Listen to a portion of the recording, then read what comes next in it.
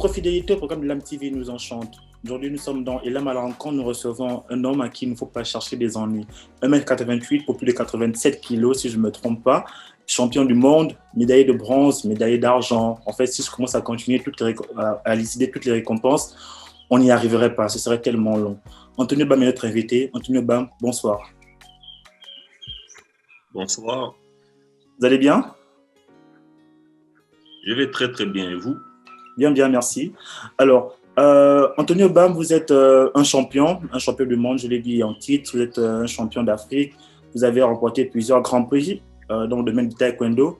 Comment est-ce que vous êtes tombé dans le taekwondo? Comment s'est fait la rencontre? Déjà, merci. Merci pour l'invitation et la parole.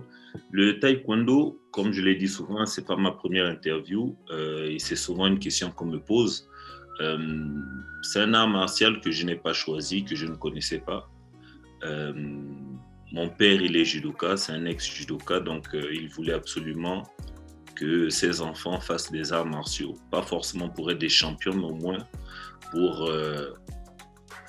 pour savoir ce que c'est qu'une discipline dans un art martial. Et c'est souvent dans les arts martiaux qu'on peut inculquer certaines valeurs, autres même que celles qu'on peut apprendre à la maison. Donc mon père, il m'a inscrit avec mon frère aîné au taekwondo. C'est là que j'ai découvert cet art martial et puis je suis resté tout simplement.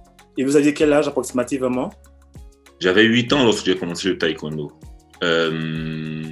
Vraiment, lorsqu'on est jeune, vous savez, on regarde les films d'arts martiaux, on regarde les films de Jean-Claude Van Damme, de Full Contact, des films de karaté, même de boxe. Et le taekwondo, je ne connaissais pas. Donc, lorsque j'ai découvert justement le club à côté, je me rappelle, c'était à la cité, je ne sais pas si vous connaissez la cité des ailes, Oui, la zone Okala. Oui. Voilà, c'est là où nous avons commencé nos premiers cours même de taekwondo, moi et mon frère Freddy Obam, que je salue au passage. Non, on n'a pas duré. Pourquoi? Parce que pour cause de déménagement, on avait dû arrêter de continuer les cours là-bas. On a fait, je crois, entre 6 et 8 mois. Mais après, j'avais arrêté. J'avais arrêté, je me suis mis au foot, au basketball, jouer avec les amis au quartier et revenir 6 ans après, là où j'ai connu un club, là où j'ai vraiment appris les bases et commencé la compétition et puis et l'histoire a démarré par là. D'accord. Avant d'arriver au sommet, comme vous l'êtes aujourd'hui, vous êtes champion du monde tout de même. Est-ce qu'il y a quand même eu des moments d'abandon et de relâche? Vous disiez que vous avez abandonné un peu, vous essayez de vous mettre au foot, au basketball. Est-ce que, en étant déjà engagé, est-ce qu'il y a eu des moments de relâche et de se dire, là, j'en peux plus, j'arrête tout? Bon, déjà, il faut savoir une chose, c'est que je n'avais pas d'objectif en particulier, comme je l'ai dit. On nous a inscrits, mon père nous a inscrits au taekwondo.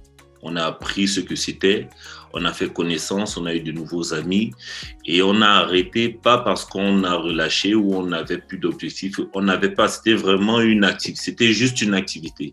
Ok. Et lorsqu'on a déménagé, on s'est installé au Delta Postal, on appelait ça encore comme ça, la cité TPJ, mais avant de la cité d'Angondje, à Kanda, tout ça. Dans mon nouveau club, à l'époque, je parle là des années 2003 parce que lorsque j'avais commencé le taekwondo, il faut savoir que c'était en 97. D'accord. Donc 6 ans après, donc en 2003, je découvre le club Lubigman Taekwondo. Le maître, c'est El Hassan Komil Moussavou. Aujourd'hui, on est devenu une association et il est toujours le maître formateur. Donc là, il y a une vision totalement différente du taekwondo. Okay. Dans l'ancien, j'allais juste parce que c'était une activité du soir où mon père m'avait inscrit, il fallait que je m'entraîne après, même pas que je m'entraîne, que je sois là pendant la séance et ensuite rentrer à la maison. Alors que de l'autre côté, en 2003 déjà, je suis déjà un adolescent et mon maître, c'est un militaire. Donc, il y a la formation qui est là, il y a l'objectif qui est là, il y a les défis qui sont là. On prend conscience qu'effectivement, c'est possible de faire quelque chose parce qu'il y a des rencontres amicales, on me fait plus confiance il y a des passages de grade, il y a tout un tas d'épreuves qui permettent à ce qu'un athlète, un jeune Gabonais, un jeune étudiant, quelle que soit la personne, puisse commencer à se construire et commencer à créer, nourrir quelque chose. Et c'est ce qui s'est passé justement. Il faut savoir une chose, c'est que lorsque vous parlez de moi aujourd'hui en tant que champion, on m'a connu, le grand public m'a connu en 2012, ok, Oui. Lors des Jeux Olympiques de Londres 2012. Oui. Mais je vous parle là de 1997, lorsque je découvre cet art martial-là. Donc, il y a 15 ans qui s'est... Pardon? Nous avions en fait une question dans ce sens-là, parce que Oui. avant 2012, vous avez quand même remporté un prix à Maputo, au Mozambique, en 2011. Vous avez eu plusieurs médailles. Oui. Est-ce que vous trouvez légitime en fait que le grand public ne vous connaisse qu'à partir de 2012, pourtant vous avez représenté le Gabon avant 2012 et remporté plusieurs médailles? Oui, mais il y a tellement d'étapes avant. Il faut reconnaître une chose, c'est que le taekwondo n'est pas très médiatisé. On parle énormément aujourd'hui du taekwondo au Gabon parce que c'est le taekwondo qui a ramené une médaille olympique. Mais sinon, le taekwondo, ce n'est pas une discipline qu'on peut comparer au football, même si on combat, même si on va en compétition au même niveau, mais les disciplines ne sont pas comparables. Un championnat du monde de taekwondo peut passer inaperçu, mais le jour où vous allez entendre que les Panthères du Gabon, version football, sont qualifiés pour la Coupe du Monde. On parle de qualifier, on ne parle pas de remporter une médaille, on ne parle pas d'arriver à un stade. Ce sera un événement national. Donc, il y a déjà cette comparaison-là, ce qui fait que même lorsqu'on a des résultats, et pourtant ça peut passer à la télé, ça passe dans les journaux, mais ça ne fait pas énormément de bruit.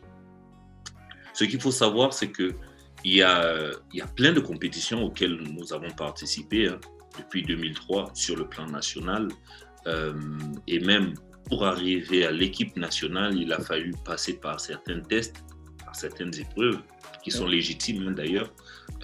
Je suis arrivé en équipe nationale en 2010. Okay? Donc de 2003 encore, là où le travail était vraiment du travail, il a fallu 7 ans pour que j'y arrive en 2010. Donc il y a ces étapes-là qu'il faut franchir. Et après, moi, je ne m'en plains pas puisque ça a été bénéfique pour moi. Je suis pour, justement, le fait de passer par certaines étapes, petit à petit. C'est ce qui forme un homme, c'est ce qui met en place une vraie fondation et ce qui permet de tenir dans la durée, tout simplement. Mais comment est-ce que vous vivez ça, en fait? J'ai envie de dire entre guillemets, manque de reconnaissance. C'est-à-dire que les sports de combat, le taekwondo que vous représentez apporte des médailles au pays, mais vous n'êtes pas médiatisé, vous ne faites pas les grandes affiches au Gabon. Est-ce que sur un plan de vue personnel, en tant que sportif, en tant que personne qui combat avec le drapeau du Gabon, comment est-ce que vous vivez ça? Pour moi, personnellement, ça ne me touche pas vraiment. Ça ne me touche pas vraiment. Pourquoi? Parce que moi, je suis pas très... j'aime bien rigoler. Ceux qui me suivent sur les réseaux sociaux et tout, ils savent que j'aime bien rigoler. On m'a même souvent reproché de rester, de ne pas trop m'ouvrir dans ma discipline, dans ce que je fais, montrer ce que je fais. Pourquoi? Parce que, effectivement, lorsque moi je suis rentré dans l'équipe nationale, j'avais une vision bien déterminée, c'était l'objectif. Okay? Tout ce qu'il y avait autour venait après, mais c'est d'abord l'objectif. Si on te connaît et si on te respecte et si on te sollicite, s'il y a tout cet engouement autour, c'est parce qu'il y a un résultat. Okay? Et moi, je me concentrais vraiment sur le résultat. Et j'oubliais forcément l'aspect médiatique. Mais avec le temps, j'ai réalisé que, effectivement, même si c'est moi qui suis athlète, ok, mais il y a tout un staff autour de moi, il y a toute une équipe autour de moi, et il y a des personnes également qui rêvent à travers ce que je fais, à travers ce que nous pouvons réaliser. Okay? Donc, c'est là où j'ai commencé à m'ouvrir. Donc, lorsqu'on parle de manque de reconnaissance, moi, je pense que c'est plus pour les générations futures. Pourquoi? Parce que nous acceptons les sportifs de haut niveau, les athlètes, nous avons le devoir d'accepter de servir de panneau, de servir de porte-étendard pour les générations futures. Même pas seulement pour les générations futures, pour les Gabonais en général, les Africains. Pourquoi? Parce que les jeunes aujourd'hui ont besoin de s'identifier à ceux qui sont proches d'eux. Un Gabonais aujourd'hui a besoin de s'identifier à un autre Gabonais. Pourquoi? Parce que lorsqu'il regarde un étranger, même que ce soit un Africain, c'est un peu trop loin et ça paraît impossible. Mais lorsqu'il voit, il réalise que celui qui a grandi dans la même cité, dans le même quartier que lui, est arrivé au sommet, il peut commencer à croire que c'est également possible pour lui. En fait, moi, ce qui me touche vraiment, c'est le fait de ne pas illustrer justement ces réussites-là des sports de combat, de plein d'autres, même des artistes. Les artistes aussi également souvent se plaignent du manque de reconnaissance quand il y a par exemple des concerts, des événements internationaux, lorsqu'il y a des artistes internationaux qui sont invités, qui ont des cachets plus gros que les artistes locaux, etc., qui ont des traitements de faveur, etc. Ils en parlent. Moi, je pense qu'on a besoin justement de se servir de nos modèles gabonais, pour que ce soit retransmis sur les locaux, tout simplement. Mais si pour que les jeunes... Pardon?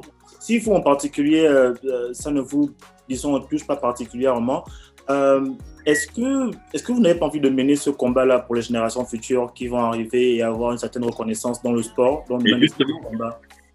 Justement, et c'est pour ça justement que j'ai commencé à m'ouvrir, c'est justement pour ça que je fais des programmes, c'est justement pour ça que je n'aime pas trop le dire devant les caméras, parce que je pense que ce n'est pas mon travail, mais c'est ma sensibilité personnelle, et en tant que modèle, j'aime pas trop dire star, je préfère dire en tant que modèle, en tant que référence,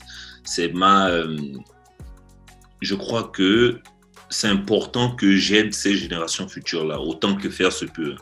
Je ne suis pas celui qui va prendre toute une équipe de caméras pour commencer à montrer ce que je fais, sans vouloir titiller qui que ce soit, mais je veux dire, c'est ma manière de fonctionner. Mais je crois que je le fais justement pour ça. L'État le fait en partie, ok. Il y a des jeunes qui le font, et j'ai plaisir à voir certains jeunes qui commencent à se lancer dans l'entrepreneuriat, dans l'art, dans la culture, qui essayent de pas éliminer, mais considérer que l'école, c'est vrai que c'est important, mais il faut commencer à réaliser que ce n'est pas le seul moyen de réussite par excellence. L'école nous donne un bagage, l'école nous aide, nous forme, mais ce n'est pas la seule voie de réussite. Aujourd'hui, vous m'interviewez ici, ce n'est pas parce que je suis premier à l'école, ce n'est pas parce que j'ai 15 000 doctorats. Vous m'interviewez en tant que champion de taekwondo, en tant que médaillé olympique. Donc, par le sport aussi, c'est possible d'élever son nom, c'est possible de faire rayonner son pays, comme la culture, etc. Tout simplement. En 2018, sur le plateau de la chaîne nationale, vous poussiez un coup de gueule pour une affaire de subvention. Cette histoire a-t-elle eu un dénouement heureux? Non, ce n'était pas un coup de gueule. Là, elle m'a même posé, la charmante journaliste m'a même posé la question en direct. M'a demandé si c'était un coup de gueule. J'ai dit, c'était pas un coup de gueule, c'était un état des lieux. C'était suite au traitement de certains dossiers qui avaient du mal à être réglés. En d'autres termes, écoutez, on parle de sport de haut niveau, on parle de compétition, rivalité face aux meilleures équipes de la planète, aux meilleures nations de la planète. S'il faut préparer les Jeux Olympiques, on dit que c'est tous les 4 ans. S'il faut préparer des championnats du monde, on dit que c'est tous les 2 ans. Et on sait que c'est la compétition qui prépare la compétition. Donc, pour participer à ces événements-là, où on vous, parce que vous avez déjà eu des résultats colossaux, il faut le dire, hein, ce qui n'est pas évident pour tout le monde, on vous exige de faire la même chose, sinon mieux, mais les moyens doivent suivre. Je sais très bien que les équipes nationales, les équipes du Gabon, que ce soit même dans le football, hein, le football qui est très encouragé, qui est très soutenu, même eux également, ils rencontrent certains problèmes. Je suis d'accord, mais ce n'est pas parce qu'il y a des problèmes qu'on ne peut pas en parler. Moi, je me débrouille, ok, et je sais que l'État gabonais me soutient. Mais lorsque les choses ne sont pas faites en temps et en heure, il y a des répercussions sur nous. Il y a des répercussions sur nos performances. Mais quel que soit ce qui se passe, moi, je suis en activité. Et justement, lorsque je suis venu faire cet état des lieux, je sortais du championnat d'Afrique que je venais de gagner, sans financement. Donc, c'est une manière également d'attirer l'attention pour que ce genre de choses ne se reproduisent plus. Pas seulement pour moi, mais pour les sportifs en général. Parce que moi, je crois au talent des Gabonais et je sais que les Gabonais sont talentueux, ils sont performants, ils ont juste besoin du cadre. Lorsque les Gabonais sont dans des conditions optimales, ils ont des résultats. Ils ont des résultats, quel que soit le domaine. Les étudiants gabonais qui vont à l'étranger, qui sont dans de bonnes conditions, ramènent des résultats. Les sportifs gabonais, nous ne sommes pas très nombreux. Écoutez, nous ne sommes qu'un million d'habitants. Mais quand à chaque fois qu'un Gabonais est dans des bonnes conditions, c'est un champion dans son domaine, tout simplement. On parlait de combien dans la subvention. Est-ce qu'il y a un montant approximativement combien? Oui, il y a des montants, mais je ne voudrais pas le dire. Pourquoi? Parce que les gens vont facilement faire des amalgames. Il y aura des confusions dans tout parce qu'une subvention, je peux expliquer par contre à quoi ça sert. D'accord, oui. Okay. Je peux expliquer à quoi ça sert et vous-même, vous allez vous faire une petite idée. Une subvention adressée aux sportifs de haut niveau, c'est différent de primes. Vous m'avez jamais entendu parler de primes. Ok, jamais de la vie. Une subvention, c'est pour travailler. Aujourd'hui, je suis athlète de haut niveau et c'est ce que je fais dans ma vie, représenter mon pays. Mon travail, c'est m'entraîner, participer aux compétitions. OK? Et si possible, les gagner ou rapporter des résultats. Alors pour ça, il faut des financements. Il faut des financements pour l'entraîneur, le staff qui me permet d'être à ce niveau. Il faut des financements pour les logements. Il faut des financements pour les voyages. Je parcours le monde entier chaque année, pratiquement tous les continents. Donc, pour les voyages, pour les hôtels, pour les frais de compétition, pour le médical, pour tout. Et ça, tous les ans. Quand vous voyez, je vais vous prendre un exemple. Je vous ai dit que le taekwondo, ce n'est pas une discipline très médiatisée. OK. C'est pour ça qu'on n'avait pas toutes ces informations, mais on va parler football. C'est une discipline que vous connaissez très bien, n'est-ce pas? Oui. Alors, l'équipe vous êtes du Real ou du Barça? Vous êtes forcément du... Non, ni l'un ni l'autre. Ni l'un ni l'autre. Ok, il n'y a pas de problème. C'est pas grave. Mais je vais donner un petit exemple et vous allez bien comprendre. Le Real de Madrid a des joueurs professionnels, n'est-ce pas? C'est leur profession, c'est jouer au football, donc s'entraîner et participer aux compétitions, n'est-ce pas? Ces joueurs-là, ils gagnent énormément d'argent. Je pense que tous sont millionnaires, multimillionnaires, n'est-ce pas? Malgré qu'ils soient multimillionnaires, leur club finance tout ce qu'ils font sous les couleurs du Real de Madrid. Vous êtes d'accord? Oui. Ils jouent, je pense 30, plus entre 40 et 60 matchs dans l'année. Je ne suis pas sûr que l'un de ces joueurs-là dépense quoi que ce soit pour le faire. Et pourtant, ils font le tour du monde, n'est-ce pas? Il y a également le côté médical, il y a également leur logement, il y a toutes ces choses-là. Et même lorsqu'ils vont en sélection, c'est la même chose. Si on doit faire une image par rapport à ce que je fais, c'est à ça que sert la subvention. Et donc, lorsque ça, ce n'est pas payé pendant toute une année, je le finance de ma poche. Vous comprenez? Où les kinés, les médecins, l'entraînement, les voyages, les hôtels. Exactement.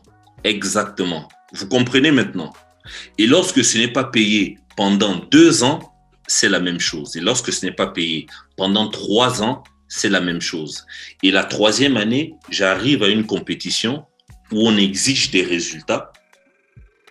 Écoutez, il faut être un extraterrestre pour quand même réussir à obtenir des résultats dans ces conditions.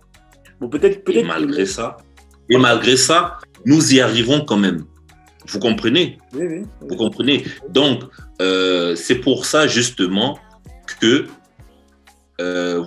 vous avez vu en 2018, j'étais justement venu faire cet état des lieux. Et aujourd'hui même encore, nous sommes en train d'essayer de régler parce que c'est pas fini. C'est tout à fait normal. Et je ne suis pas le seul athlète. Il y a plusieurs athlètes également qui doivent être dans cette condition. Donc, notre combat, c'est de le régler pour nous et que ce soit réglé définitivement pour les générations futures, tout simplement.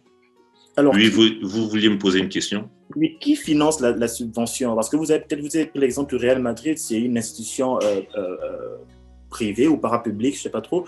Mais qui finance la subvention, par exemple, pour un sportif comme Antonio Obama? Est-ce que c'est le ministère des Sports? Est-ce que c'est la Fédération gabonaise de taekwondo? Est-ce que c'est la Ligue de taekwondo? Votre question est pertinente et je vais y répondre. Je vais me faire le plaisir d'y répondre parce qu'on ne m'a jamais posé cette question. On parle au quartier, mais je vais vraiment prendre le soin d'y répondre. La subvention attribuée aux athlètes de haut niveau a été votée déjà par la loi des finances. OK? C'est le ministère donc, des Finances qui libère justement ces fonds-là. Pas pour Anthony Obama seulement. Il y a une liste d'athlètes qui rentrent dans ce cadre-là. OK? Donc, le ministère des Finances attribue justement ces fonds-là au ministère des Sports. Ça passe par le ministère des Sports et c'est le ministère des Sports qui le transfère aux athlètes enregistrés. En gros, c'est ça. Il n'y a pas de fédération parce que la fédération n'a pas les moyens justement de financer tous ces programmes-là. La fédération n'en a pas. Et ça se passe comment? C'est en cash, ou pas récupérer les sous en cash ou alors c'est un transfert bancaire? Mais non, pas en cash. Moi, je vis en Espagne, je ne vis pas au Gabon. Et même si je vivais au Gabon, ça ne devait pas être en cash. C'est par virement bancaire. En gros, c'est ça. Est-ce que j'ai répondu à votre question? Oui, tout à fait. D'accord. Question suivante. Oui. Ok. Alors, Anthony, on vous sait très chrétien, vraiment. Voilà, vous êtes chrétien et tout ça. Très chrétien, je ne sais pas ce que ça veut dire, mais chrétien tout court, ça suffit. Parce que très chrétien, peu chrétien, je ne sais pas ce que ça veut dire. Non, mais au moins, on sait qu'Anthony Obama a la crainte de Dieu. La crainte du Seigneur ne suffit pas. Mais allez-y. D'accord. Est-ce que taper les gens sur un tatami, ce n'est pas un peu, comment on appelle ça, ce n'est pas un peu contradictoire à la doctrine chrétienne? C'est-à-dire monter sur un tatami et taper quelqu'un et après rentrer et prier Dieu. Est-ce que ce n'est pas un peu contradictoire, non? Ça va? Bon, écoutez, ça c'est juste, vous voulez juste me titiller un peu. C'est un sport olympique, ok? C'est un sport olympique avec des règles. C'est comme jouer au basketball, c'est comme jouer au football. Au football, on donne des coups, au basketball, on donne des coups. C'est un sport olympique. Le plus important, c'est l'objectif et c'est ce qui se passe. C'est vrai qu'on donne des coups, mais regardez bien ce qu'on fait. Au début, on se salue. Pendant le match, donc pendant le combat, il se passe ce qui se passe. Et à la fin du combat, nous avons obligation de nous saluer. C'est ça le fair play. C'est-à-dire qu'on passe un moment ensemble et à la fin, on marque le coup en montrant bien que ça peut être du spectacle, c'est vrai, ça peut être réel aussi, mais le plus important, c'est ce qu'on doit retenir. ce qu'on doit retenir justement. Lorsqu'on se salue, après c'est oublié. Et la Fédération mondiale a même essayé d'instaurer un système qui n'est pas obligé, hein, mais faire en sorte que les athlètes soient toujours liés, aient toujours des relations entre eux, parce qu'on invite souvent des fêtes, ce qu'on appelle des farewell, pour que les athlètes entre eux puissent s'amuser, faire connaissance, etc. Donc, je ne pense pas que ce soit une mauvaise chose. Ce serait une mauvaise chose si l'intention était mauvaise, par exemple, si c'était des combats à mort ou des trucs comme ça. Voilà, je ne pense pas. De toute façon, je pense que vous l'avez compris, c'était une question un peu pour vous titiller et tout ça. Et on continue avec... Mais je l'ai dit au début. Et vous êtes Gabonais, donc je suis habitué. D'accord, on va continuer. Vous avez dit que on vous exige souvent des résultats. Lorsqu'Anthony Obama gagne une médaille, prenons le cas de celle de 2012 à Londres ou celle de Maputo en 2011. Quelle est la part, quelle est la part de l'État dans cette médaille-là? Pas forcément en aspect pécunier, s'il y a un aspect pécunier, c'est bien de préciser, mais qu'est-ce que l'État gabonais a lorsqu'Anthony Obama remporte une médaille? Non, quand je dis qu'on m'exige des résultats, c'est pas l'État qui m'exige des résultats. Ceux en général qui exigent des résultats, c'est le public, c'est vous, les médias. Lorsque une compétition se passe, mais regardez même avec les Panthères. Les Panthères, il faut que les Panthères gagnent. Quand il y a un mauvais résultat, qu'est-ce que vous faites? Qu'est-ce que vous faites au quartier? Vous lancez des pierres. Ben, c'est dans ce sens-là. C'est pas qu'on exige forcément des résultats, mais le public est comme ça et ça fait partie du jeu. Ça fait partie du jeu, ça fait partie. C'est ça la loi du sport. Il y a ceux qui jouent, il y a ceux qui regardent, et ceux qui regardent, ils exigent surtout les supporters et c'est tout à fait normal. Maintenant, la part, en fait, nous en tant que sportifs, la seule chose qu'on demande, comme je l'ai dit précédemment, c'est que les choses soient faites de manière à ce que nous puissions aller au combat dans les meilleures conditions possibles. Voilà la priorité. Une fois que les choses sont faites, c'est-à-dire sur le plan administratif, que les papiers, les histoires de visa, les histoires d'inscription, etc. à l'avance, tout est pris en compte, la logistique, les déplacements, vraiment tout ce qui tourne autour du sport, le staff et tout, il faudrait que l'athlète ne manque de rien. Je ne parle même pas seulement du Gabon, je parle de certains pays en Afrique, même certains pays en Europe, hein, il ne faut pas le croire, même certains pays en Amérique.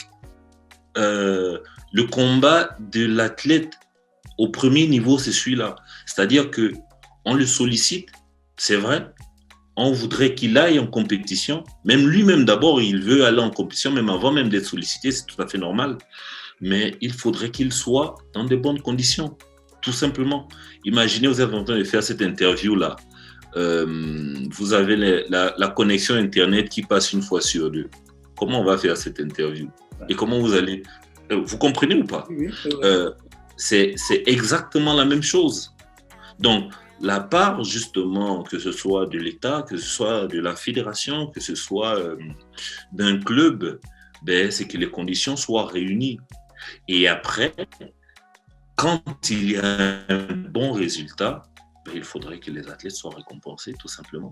Tout simplement, il n'y a pas grand-chose à faire. Et non seulement pour aller en compétition, mais également qu'il y ait des structures, qu'il y ait un environnement favorable pour que les locaux, les athlètes locaux puissent s'entraîner, puissent se préparer, puissent vivre comme des réels athlètes de haut niveau, des réels sportifs. Pourquoi vous pensez que je vis à l'étranger? Mais je vis à l'étranger parce qu'il n'y a aucune structure au Gabon qui puisse me permettre de me préparer pour les Jeux Olympiques. Je suis qualifié pour les Jeux Olympiques 2021 à Tokyo. Bon, c'est encore maintenu à Tokyo. Mm-hmm. Mais vous pensez que si je reste au Gabon, comment je vais faire pour m'entraîner? Même si j'ai mon maître que j'aime beaucoup, même si j'ai mon club avec mes partenaires, mes petits frères que j'aime beaucoup, avec qui je peux m'entraîner, hein, parce que ça arrive souvent que je sois à Libreville, mais lorsqu'il faudrait maintenant une vraie opposition, une vraie préparation, de vraies compétitions, comment ce serait possible de le faire en étant au Gabon? C'est pour ça que... Qu'est-ce que la vraie préparation implique? Est-ce que ce sont les repas? Qu'est-ce que la vraie préparation implique? Mais c'est tout. On a l'impression que préparer un athlète de haut niveau, c'est juste s'entraîner, aller en compétition. Non. Il y a son alimentation. Déjà, il faut savoir une chose. Il y a quelque chose qu'on ne veut pas souvent reconnaître. C'est qu'un athlète de haut niveau se blesse tout le temps. C'est sûr et certain. Vous comprenez ça facilement lorsque vous regardez les championnats espagnols ou les championnats français ou bien même les compétitions telles la Champions League ou Coupe du Monde. Vous entendez Neymar est blessé pendant 6 semaines. Vous entendez Lionel Messi est blessé pendant 3 semaines. Et vous voyez que 3 semaines après, il revient sur le tatami et il est capable de jouer. Mais qu'est-ce qui s'est passé entre le moment où il s'est blessé et le moment où il est revenu? Il est parti, il n'est pas resté dormir à la maison. Il a tout un staff à sa disposition qui veille à son alimentation, qui veille à sa récupération pour qu'il soit dans des meilleures conditions pour revenir dans ces 3 semaines qui ont été énoncées. Mais lorsqu'un athlète se blesse en général au Gabon, un athlète de haut niveau, hein, je dis, comment il va faire pour récupérer? Ça allait arriver, c'est vraiment pas pour taper sur mon pays, mais c'est une réalité. Il y a énormément d'athlètes qui ont arrêté leur carrière, faute de moyens, faute de structure. Il fallait faire une opération, il fallait faire ceci, il fallait faire cela, parce que tout n'était pas réuni pour les remettre en forme. Vous comprenez? C'est pour ça que les athlètes vont à l'étranger, parce qu'à l'étranger, au moins, ils sont dans des structures où ils peuvent rattraper le tir en d'autres termes. Et là, je parle seulement du volet médical, je parle pas d'entraînement, je parle pas de stage, etc. C'est vraiment tout un monde. Lorsqu'on a compris ça, en fait, il faut savoir que faire du sport de haut niveau, préparer des athlètes, préparer des événements, préparer un exploit, réaliser un exploit, marquer l'histoire même, c'est d'abord un état d'esprit. Une fois qu'on a épousé cette vision-là, on ne voit plus de problème à financer, à accompagner des athlètes. Sinon, on fait du suivisme, tout simplement. Ce que vous dites là est très important. C'est vrai qu'en début d'émission, on a parlé de votre implication de manière à faire changer les choses. Mais ce qu'on voit également, c'est qu'il y a plusieurs athlètes qui se blessent en compétition et que derrière les cas, ça ne suit pas. Il y a eu récemment le cas avec un judoka qui se retrouve aujourd'hui paralysé. Il y a eu le cas en équipe nationale de football avec le footballeur Rémi Ebanega qui s'est blessé en plein regroupement des Panthères mais qui n'a pas été suivi par l'État. La même chose peut arriver à Anthony Aubin.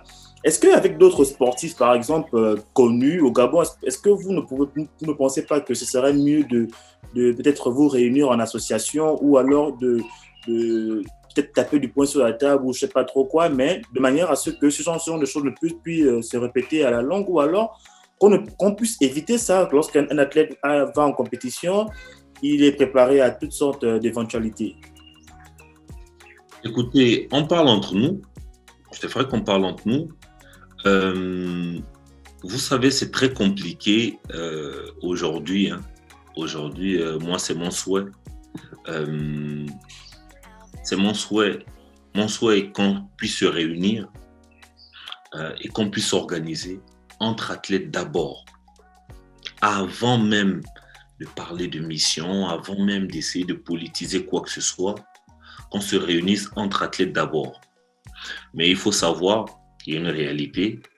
Il y a ceux qui s'entendent avec tel, ceux qui s'entendent avec d'autres, etc., etc. Donc, ce qu'on essaye de faire en général, c'est rattraper le tir autant que faire se peut. C'est-à-dire contacter directement les personnes lorsque le bruit nous parvient. Je dis bien lorsque le bruit nous parvient. Vous parlez là du jeune judoka Eman, écoutez, c'est sûr que vous avez pris connaissance lorsque vous avez tous vu le reportage. Oui, oui. Moi, je ne le connaissais pas avant de voir ce reportage-là. Et justement, je l'ai contacté. C'est des choses malheureusement qui nous tombent dessus. Pourquoi? Par manque, c'est le reflet du manque de solidarité. C'est le reflet du manque de solidarité, tout simplement. Moi, mon souhait, effectivement, c'est que entre athlètes, d'abord, que ce soit les anciens, que ce soit les nouveaux, qu'on puisse se réunir pour mettre en place un vrai programme qui puisse aider les athlètes en difficulté. Moi, j'aime beaucoup ce que mon frère Rémi est en train de faire pour l'association, avec l'association des sportifs. Il se bat vraiment pour que le footballeur gabonais soit reconnu. Mais là, c'est dans sa discipline. Vous comprenez? Il y en a qui le font également pour d'autres disciplines. Le plus important, c'est que ce soit d'abord fort dans chacune de nos disciplines respectives et après qu'on puisse s'unir. Et moi, je l'ai proposé, mais malheureusement, vous savez comment les choses se passent. C'est quelque chose qu'il faudra voir, mais qu'est-ce que vous voulez que je dise? C'est la vie. On va voir, est-ce que c'est faisable ou il n'y a pas espoir? Non, c'est faisable, mais peut-être pas avec tout le monde parce que tout le monde n'est peut-être pas de cet avis, mais c'est faisable. J'ai fait un post, vous regarderez sur mon Instagram, où justement j'ai appelé à s'unir suite à la situation justement du jeune judoka Eman. J'ai appelé à s'unir pour essayer de trouver une solution, mais l'un n'empêche pas l'autre. Si on peut s'unir pour résoudre le problème d'un de nos frères, on peut s'unir également pour mettre en place un vrai projet pour résoudre les problèmes de tous ceux qui sont en réelle difficulté. Je ne parle pas de ceux qui veulent juste profiter parce que il faut pas aussi confondre. On sait très bien qu'il y a ceux qui sont en réelle situation compliquée, il y a ceux qui voudraient simplement profiter comme dans l'assistanat, vous comprenez? Donc, moi, je pense que c'est faisable. Je n'aime pas les promesses. Je ne vais pas commencer à venir dire que ça va se faire. Je préfère dire que je pense que c'est faisable. Et moi, je suis pour. Je vous dis que je suis pour. Vous avez dit qu'il y a des personnes qui n'aimeraient pas que cela puisse se faire. Comment comprendre cela en fait? Parce que là, on parle du bien des athlètes. Est-ce qu'il y a des athlètes qui seraient contre le bien d'autres athlètes? Mais si vous ne répondez pas présent, c'est que vous n'êtes pas pour. C'est aussi simple que ça. Vous voulez me faire dire des choses ou bien vous voulez me faire citer des noms? Non, si vous ne répondez pas... Nous sommes un média, c'est en principe ça le but du jeu également. Peut-être pas citer les noms, mais peut-être on dira... Non, moi je ne suis pas là pour ça. Je suis en train de dire que si vous ne répondez pas présent, c'est que vous n'êtes pas pour. Vous n'êtes pas pour. Ou bien c'est quelque chose qui ne vous touche pas. Vous avez vos préoccupations et ça, moi, je respecte parce qu'il faut savoir une chose. Tout le monde n'est pas obligé d'adhérer à ce que vous proposez. Moi, je respecte les choix de tout un chacun. Si je viens vous proposer quelque chose, un projet qui est profitable pour tous les Gabonais, vous avez le droit de me dire oui, vous avez le droit de me dire non. OK? Mais lorsque vous me dites non, je ne vais pas commencer à crier sur tous les toits que vous avez refusé, etc., que vous êtes contre. Non. Je sais juste que peut-être que vous êtes à un moment de votre vie où vous avez vos problèmes personnels avec votre famille, etc. Parce que les gens font souvent cette erreur-là. Parce qu'il y a des gens qui ne sont pas pour, on va commencer à les diaboliser. Non. Non. Il y a des périodes où peut-être vous êtes renfermé sur vous-même, vous avez de vraies situations urgentes à régler. Donc, vous avez le droit de refuser. Mais certaines personnes n'ont pas justement l'honnêteté de le reconnaître. Voilà, tout simplement. En gros, c'est ça. Antonio Bam, vous êtes champion du monde de taekwondo, champion du monde, je veux dire 2 fois pour qu'on puisse voir l'importance. Et vous êtes également médaillé olympique d'argent en 2012 à Londres. Si il fallait choisir entre une seule médaille entre les deux, vous allez prendre laquelle?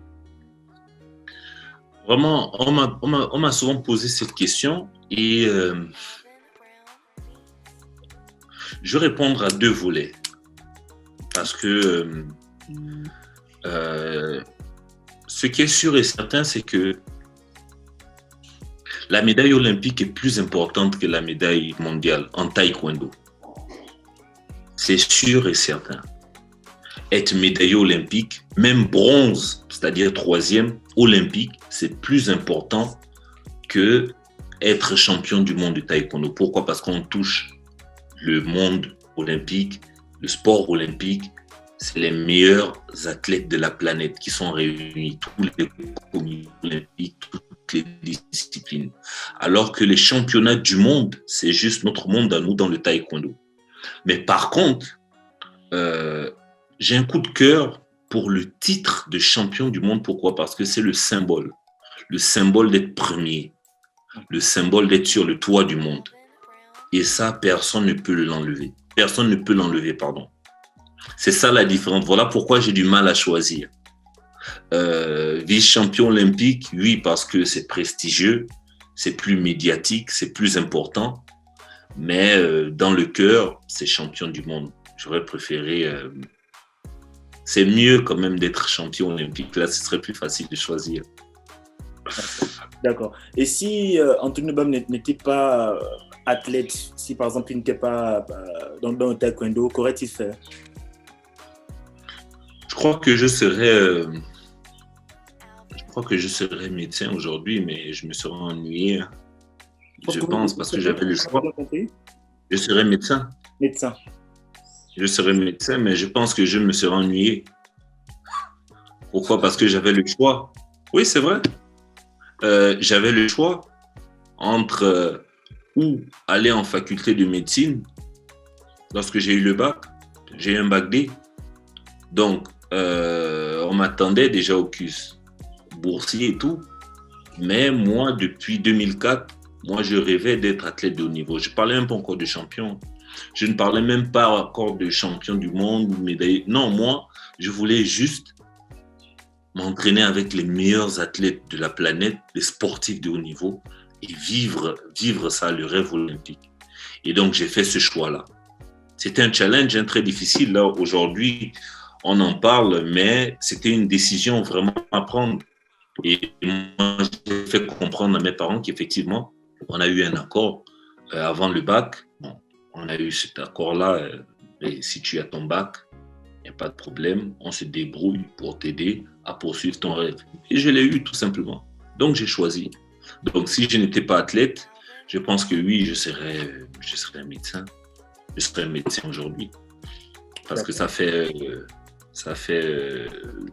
c'est depuis 2010. C'est en 2010 que j'étais bachelier. Mais il y a quand même, vous avez dit que vous seriez ennuyé, mais il y a quand même des personnes qui sont des hauts fonctionnaires, mais qui sont également des athlètes, peut-être pas de haut niveau, mais des athlètes. Je pense notamment à Raymond Doncy. C'est impossible, je dis bien, c'est possible d'être athlète de haut niveau. Alors, il ne faut pas confondre. Il y a beaucoup d'athlètes de haut niveau, c'est vrai. Mais même dans les athlètes de haut niveau, il y a des catégories d'athlètes de haut niveau. Je m'explique. Lorsque vous regardez l'équipe, bon, j'ai parlé du Real de Madrid, on va changer, on va un peu parler du Barça. Lorsque vous regardez l'équipe du Barça, que vous voyez sur le terrain, ce n'est pas tous les joueurs qui sont titulaires. En effet. Ce n'est pas tous les joueurs qui sont sur la liste. Il y a des joueurs qui sont du Barça, mais qui sont dans les gradins pendant que le Barça joue. Vous comprenez? Donc, tous n'ont pas le même degré d'exigence. Ils ont un planning à respecter, c'est vrai. Ils doivent être là aux entraînements, ils doivent suivre le protocole, ils doivent être là pendant les séances de révision médicale, etc. Tout. Mais les objectifs, la pression l'implication à 100% n'est pas la même pour tous les sportifs de haut niveau. Et c'est la même chose dans le taekwondo. Vous pouvez être là dans un centre. Lorsque je suis parti du Gabon, je suis d'abord allé à Toulouse. J'ai fait une saison à Toulouse. Et la deuxième saison, je l'ai fait à l'INSEP. Donc, à l'INSEP, vous savez, c'est le grand centre olympique, des meilleurs sportifs français. OK. L'équipe de taekwondo était là. Alors, je m'entraînais avec le collectif de l'équipe de France. Mais dans le collectif de l'équipe de France, on sait très bien, il y a les titulaires, il y a les seconds, et il y a les troisièmes. OK? Et il y a même parfois les quatrièmes. Mais lorsqu'on prépare les championnats du monde, puisque moi, je suis gabonais, je ne suis pas français. Moi, je suis titulaire d'entrée de jeu. OK? Mais il y a des athlètes qui peuvent aller en formation, qui peuvent suivre qui arrivent aux entraînements ou qui disent, bon, cette semaine, je ne pourrai pas parce que j'ai mes partiels, parce que j'ai ceci, parce que j'ai cela. Et ces athlètes-là, ils n'ont pas les résultats que les titulaires ont. Pourquoi? Parce que les titulaires sont dédiés à ça. Vous comprenez? Donc, c'est très important de faire cette différence-là. Donc, si vous me dites que j'aurais pu être fonctionnaire et athlète de haut niveau, je dirais oui, mais ce n'est pas sûr que j'aurais eu les mêmes résultats. Parce que dans le sport de haut niveau, il y a la notion de sacrifice, comme dans les études, certainement. Ce n'est pas possible. Je suis sûr qu'il y a des médecins qui sont athlètes de haut niveau, mais je ne pense pas qu'il y en a énormément qui soient champions olympiques et médecins. Non, peut-être pas. Non, c'est possible que ça existe parce qu'il y a des exceptions partout. Mais je n'en connais pas. Voilà, je préfère le dire, je n'en connais pas. C'est possible de faire des études à côté, effectivement, mais ça va diluer un peu. C'est possible d'être champion olympique et avoir des diplômes dans d'autres domaines, mais je sais que des études de médecine, c'est quand même costaud. Hein. Je sais quand même, c'est quand même costaud, mais sur d'autres métiers, sur d'autres domaines, oui, je pense que c'est possible. D'accord. Nous avons une coutume dans cette émission, dans cette interview, c'est-à-dire que les intervenants, on fait un petit jeu. On vous donne un nom et vous répondez par le qualificatif de votre choix. Donc, ça peut être bon comme mauvais. Par exemple, je peux vous dire Drogba et vous pouvez dire fort, courageux. D'accord. D'accord? Ok. Pas de problème. Vous pouvez commencer? D'accord. Ok, si je vous dis Juan Antonio Ramos. Champion. Je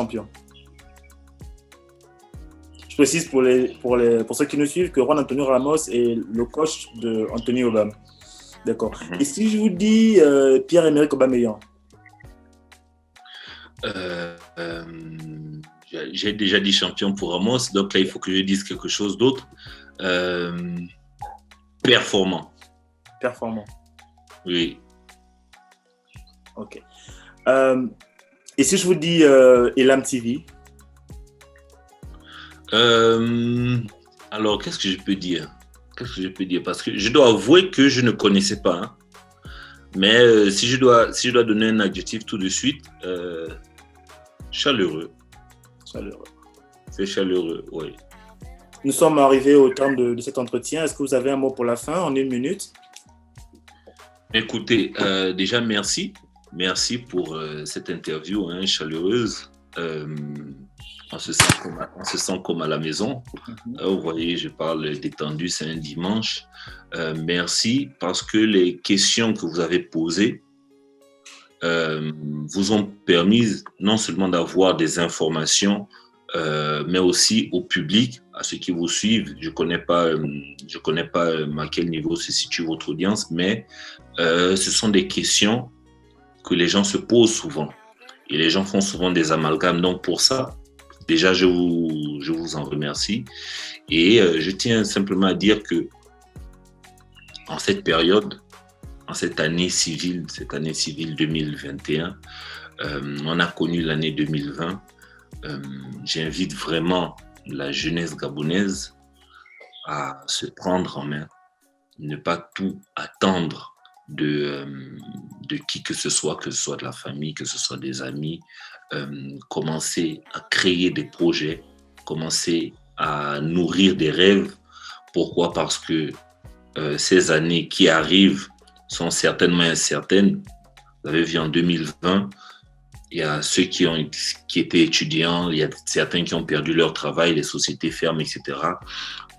Certaines personnes ne savent plus où regarder de la tête.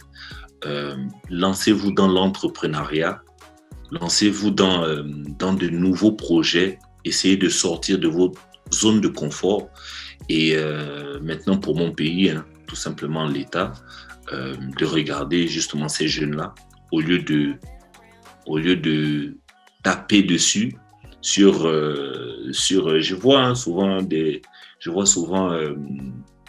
thèmes. J'ai encore regardé la délinquance juvénile. Au lieu de taper sur ces jeunes-là, de commencer à penser à la sanction, essayer d'abord d'aller à la source même du problème, de résoudre ce problème-là. C'est très, très, très important. Il y a les artistes également gabonais qui font pas de spectacle. Jusque-là, il y a les fonctionnaires qui sont au plus bas point. Il y a les athlètes. On a parlé là des athlètes également. D'essayer de communiquer tout simplement, de communiquer librement, ouvertement, avec transparence. Je crois que les gens sont en tension.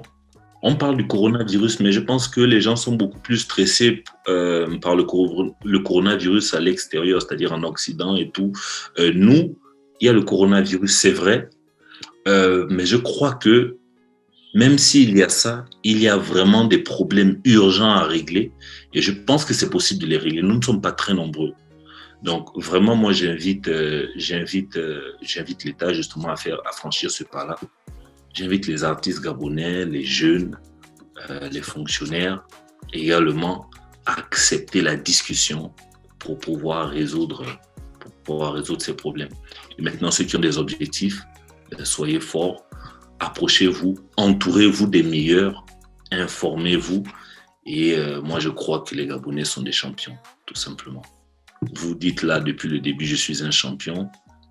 Les Gabonais sont des champions, les Africains sont des champions.